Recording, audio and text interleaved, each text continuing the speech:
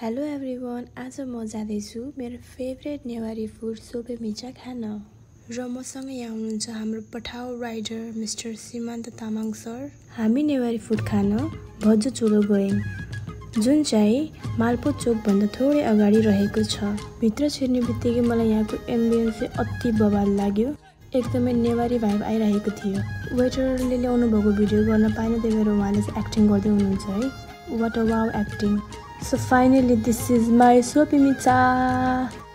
सोपी मिचा नेवारी कल्चरमा ज्वाइँहरू आफ्नो इनलजकोमा जाँदाखेरि खानापछि र बिफोर डेजर्ट सर्भ गर्नुपर्छ भन्ने एउटा धारणा रहेको छ। ल खाए ल।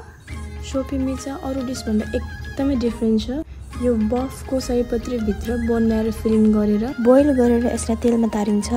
खाँदाखेरि त मुखमा यति मजाले घुलिन्छ नि, आत्माले शान्ति पाउँछ कि वाउ। हाम्रो सरले चाहिँ यो किरण म्यामले के खाना लाउँछ के खाना लाउँछ भन्नु भएको थियो, अनि मैले खानु यु वन्ट रिग्रेट भने होइन। ल हेर्नु है त सरको एक्सप्रेसन। Delicious.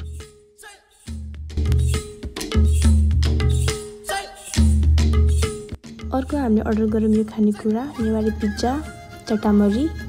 यो पनि मलाई एकदमै मनपर्छ, तर काठमाडौँमा पाउने जस्तो एक्ज्याक्ट स्वाद आएको थिएन, ठिकै थियो।